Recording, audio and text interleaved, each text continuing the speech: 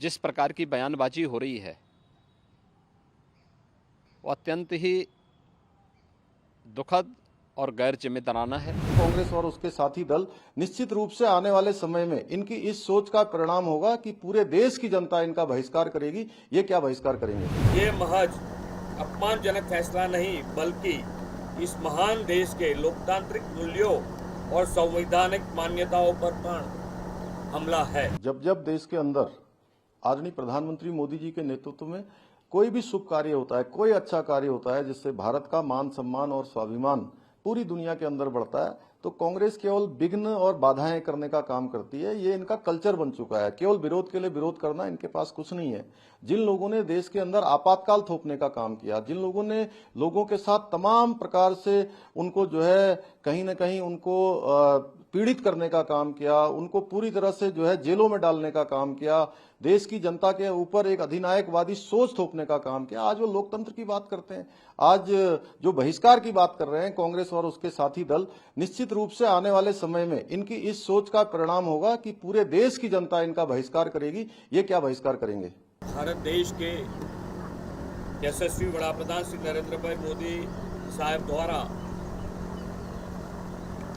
लोकशाही के मंदिर समान संसद भवन का तारीख 28 को लोकार्पण होने जा रहा है, वो हमारे सब के लिए गौरवपूर्ण घटना है। हम राष्ट्रीय जनतांत्रिक गठबंधन से जुड़े दल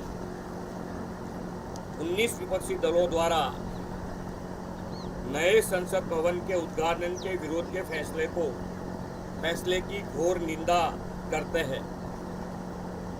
सर्वविदित है कि 28 मई रविवार को नए संसद भवन का उद्घाटन होना तय हुआ है।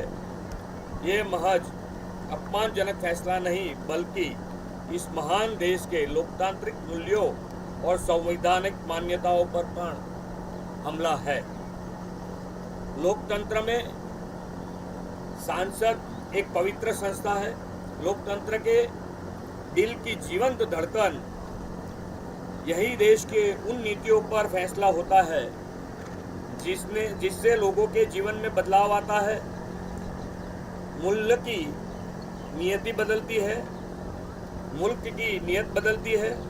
ऐसी महान संस्था के प्रति विपक्षी दलों द्वारा यह अनादर और अपमान महज बौद्धिक दिवालियापन नहीं है बल्कि लोकतांत्रिक मूल्य की मूल आत्मा और मर्यादा का कुठाराघात है। अफसोस की बात है कि तिरस्कार और बहिष्कार की यह घटना पहली नहीं है। एकदम नए संसद भवन के उद्घाटन की हार्दिक बधाई है और देश स्वागत कर रहा है, और जो विरोध कर रहे हैं उनको अब मैं क्या कहूं, भगवान सद्बुद्धि दे। कांग्रेस और उनके साथ जो पार्टियां बहिष्कार कर रही है उनका लोकतंत्र पर विश्वास नहीं है। ये केवल संसद भवन नहीं है, 140 करोड़ जनता की आस्था का ये मंदिर है और नए भारत की ताकत का ये एक प्रतीक है कि 3 या 4 साल में इतना बड़ा संसद भवन भारत बना सकता है। इसको देखकर पूरी दुनिया अचंभित है। लेकिन इन नेताओं का दोगलापन देखिए। ये कहते हैं कि राष्ट्रपति जी ने उद्घाटन करना चाहिए और इसलिए बहिष्कार कर रहे हैं। तो इंदिरा जी ने संसद की एनेक्स बिल्डिंग का उद्घाटन किया, तब ये बात क्यों नहीं आई? स्वतंत्र भारत के इतिहास में 28 मई की तिथि एक गौरवशाली अतिथि के रूप में दर्ज होने जा रही है, जब देश के यशस्वी प्रधानमंत्री जी के द्वारा भारत के लोकतंत्र की प्रतीक भारतवासियों को नई संसद भेंट की जाएगी। यह एक ऐतिहासिक अवसर होगा।